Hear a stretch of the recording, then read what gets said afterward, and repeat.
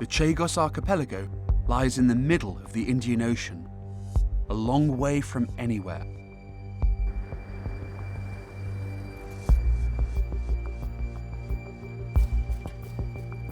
It's made up of 7 huge coral atolls, each crowned with a ring of small islands.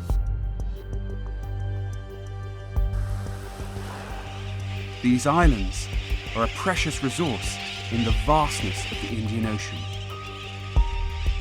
Although these birds are at home over the open ocean, they need to return to land to build nests and raise chicks. And the Chagos Islands are critically important for many species.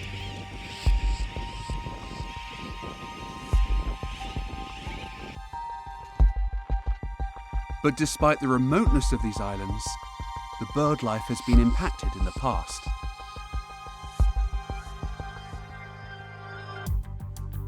Many of the islands were largely covered in coconut plantations. And since the swaying crowns of coconut palms don't make good nest sites, few seabirds make the nests in these seas of palms.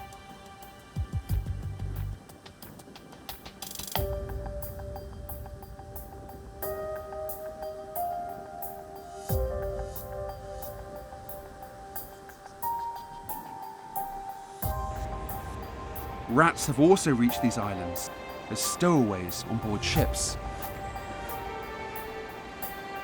And rats eat seabird chicks. Conservation organisations are trying to remove rats using traps and poisoned bait. But it's difficult and expensive. And experience elsewhere shows that success is far from guaranteed. Efforts appear to have been successful on several of the islands, such as Île Vache-Marine, and it's hoped that with the rodents gone, bird numbers may increase.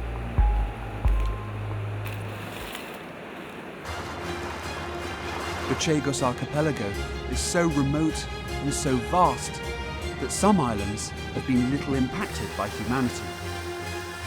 And such near-pristine islands offer a glimpse of what the natural bird numbers may once have been like. Visiting these islands is a wonderful experience.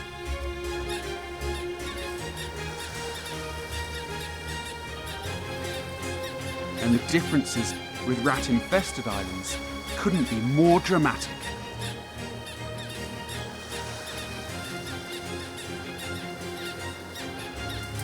There's a fringe of coconuts at the top of the beach, their natural home. And then, beyond that, it's a different world. Native ferns cover the ground.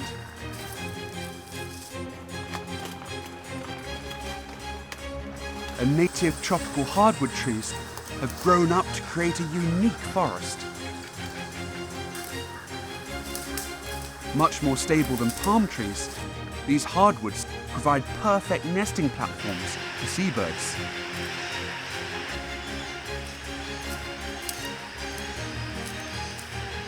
But there's another reason why islands like these are so important. This is an island that's never had rats on it. The birds are able to nest in these bushes or directly on the ground. And just look at the difference. It's deafening, there's so many birds.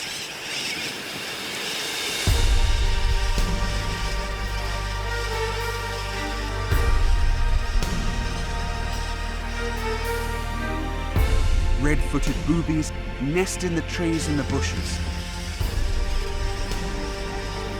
Though their large webbed feet make them look ungainly.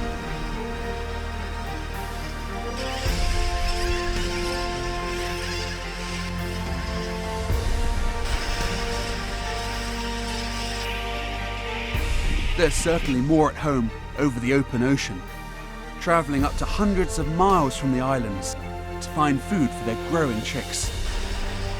Even more numerous, sooty terns. They nest in huge colonies on the ground, which means they would be devastated on rat-infested islands.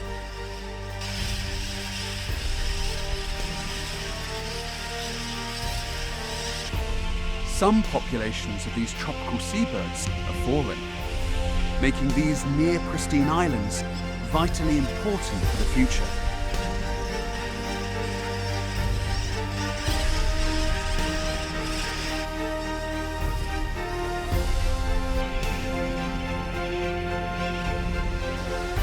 And it's also a rare privilege to see somewhere that's as near to untouched nature as anywhere on the planet. This is simply one of the most beautiful places I've ever had the privilege of going to. It's just stunning.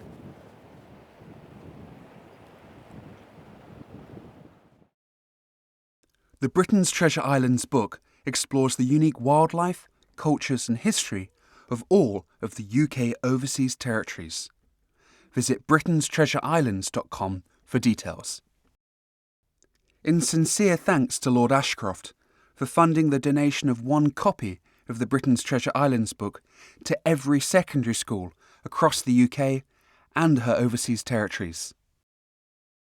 Thanks also to all Kickstarter backers and all sponsors and partners for making the 40 mini-documentaries possible.